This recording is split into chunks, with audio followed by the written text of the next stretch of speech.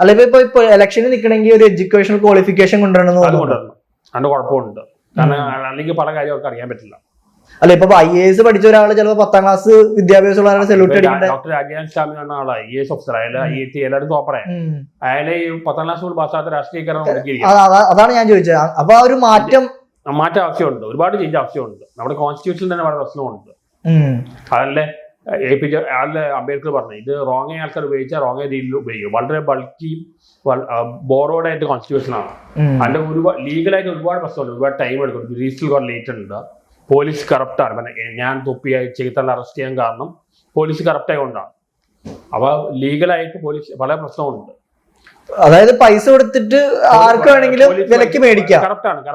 പൈസ കൊടുത്തു കഴിഞ്ഞാൽ നമുക്ക് നിയമം വിലക്കെടുക്കാം. ക്യാഷ് സ്കീം പോലെ ക്യാഷ് ഉള്ള ആൾക്ക് എന്തും ചെയ്യാം. സിനിമാക്കാർക്ക് ക്യാഷ് ഉണ്ട്. അതുകൊണ്ട് ഞങ്ങളെ പോലെ യൂട്യൂബേഴ്സിന് ഒതുക്കാൻ പറ്റും. ഞങ്ങൾക്ക് ഫെയിം ഉണ്ട്, പക്ഷെ ഈ വളവ് മണി ഇല്ല, പൈസ ഇല്ല. സിനിമാക്കാരെക്കാളും ഫെയിം ഞങ്ങൾക്കാണ്. അത് അവരെ പേടിക്കുന്നുണ്ട്, അവർ അസൂയപ്പെടുന്നുണ്ട് ഞങ്ങളുടെ ഫെയിമിന്. കാരണം പണ്ട് സിനിമയെ ഇപ്പൊ കുറച്ചധികം സിനിമേനെ ഡൗൺ അറിയില്ല. കാരണം ഇപ്പൊ ആൾക്കാർക്ക് സോഷ്യൽ മീഡിയയിലുള്ള സെലിബ്രിറ്റീസിനാണ് ഏറ്റവും കൂടുതൽ ഫെയിം ഉള്ളത്. കാരണം അവര് 2-3 മാസം ഒരിക്കലും വരുന്നത്. ഞങ്ങളെ എല്ലാ ദിവസവും ന്യൂസ് ഉണ്ടാക്കുകയാണ്.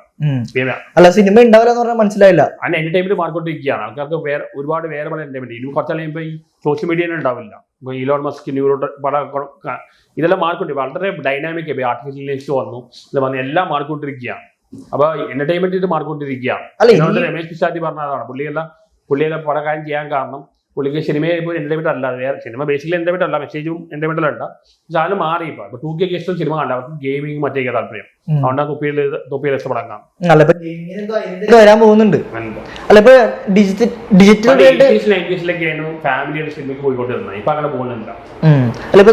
ഇപ്പോഴത്തെ യൂത്തിന്റെ എസ്തെറ്റിക് വാല്യൂ വളരെ മോശമാണ്.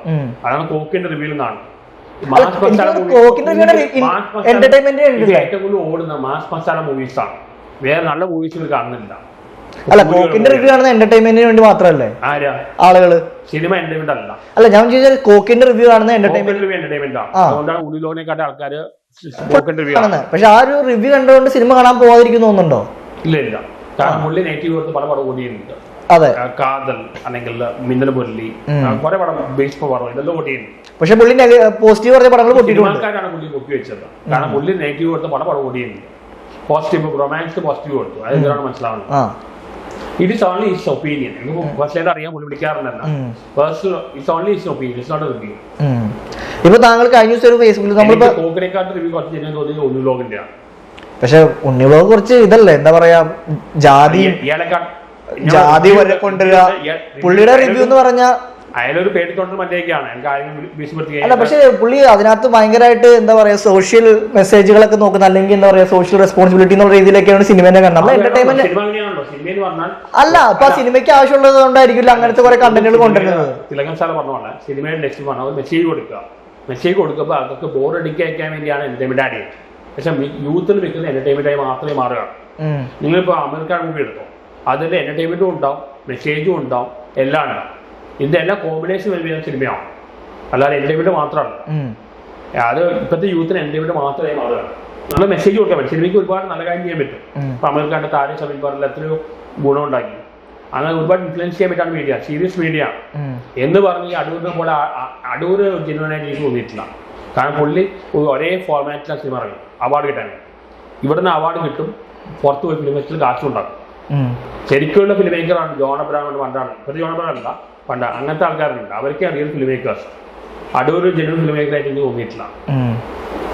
KG ജോൺ എക്സ്പെരിമെന്റ് ചെയ്യാം. ലിജോസ് മെലിസ്റ്റേറ്റ് എക്സ്പെരിമെന്റ് ചെയ്യും. എന്റർടൈൻമെന്റ് ബോർഡിക്കാൻ പറ്റിയാണ്. നമ്മുടെ മെസ്സേജ് കൊടുക്കലാണ് ചെയ്യുന്നത്. അല്ല പക്ഷെ അതിനകത്ത് നിങ്ങള് ഉള്ളടക്കമാണ് മോഹൻലാലിന്റെ പട്ടത്തിൽ പോയി അത് അവസാനം പറയുന്ന ഡയലോഗാണ്. എനിക്കിതൊന്നും ദേഷ്യമില്ല, കാരണം നീ അല്ല ചെയ്ത, നിന്റെ രോഗമാണ് ചെയ്ത. അത് സൈക്കാട്രിയിലെ വലിയൊരു സംഭവമാണ്. പുള്ളി സൈക്കാട്രിസ്റ്റായിട്ടാണ് പറഞ്ഞിരിക്കുന്നത്. അതിൽ PM മാത്യു ആണ് സൈക്കോളജിസ്റ്റ് ഒക്കെയാണ് ഗൈഡൻസ് കൊടുക്കുക. അപ്പൊ ആ ഒരു മെസ്സേജ് ഉൾക്കൊണ്ടെങ്കിൽ കേരളത്തിൽ എന്തൊക്കെ പ്രശ്നം മാറിയാണ്. ഇവിടെ ആൾക്കാർ മിക്കവരും ഇവിടെ സിനിമയ്ക്ക് കേരളത്തിൽ ഇമ്പോർട്ടൻസ് കുറവാണ്. ഇവിടെ ആൾക്കാർ ഇൻഫ്ലുവൻസ് ആവുന്നില്ല, ഇൻഫ്ലുവൻസ് ആവുന്നില്ല എന്നാണ് പറയുന്നത്. പൊളിറ്റിക്സ് ആണ് സിനിമ കണ്ടിട്ട് ഇൻഫ്ലുവൻസ് ആവുന്നില്ല. യൂത്തിൽ വെറുതെ എന്റർടൈൻമെന്റ് മാത്രമാണ് പോകുന്നത്. അതുകൊണ്ടാണ് ഈ കൂലി പോലെ പടങ്ങളിൽ ഇത്രയും തിരക്ക് വരുന്നത്. അല്ല എന്റർടൈൻമെന്റ് വേണമല്ലോ, എന്തായാലും തീർച്ചയായിട്ടും വേണം. പക്ഷെ എന്റർടൈൻമെന്റ് മാത്രമല്ല, മെസ്സേജ് കൂടെ ഉണ്ട്. ഇവർക്ക് എന്റർടൈൻമെന്റ് മാത്രമേ മാറിയിരിക്കുക. 2K സിനിമ എന്റർടൈൻമെന്റ് അല്ല, അവർക്ക് ഗെയിമിംഗ് വേറെയുള്ള കാര്യമാണ്. കുറച്ച് കഴിയുമ്പോൾ സിനിമയിൽ ഇല്ലാതാവുന്ന സംശയമുണ്ട്. ഈ നാടകം പോയ പോലെ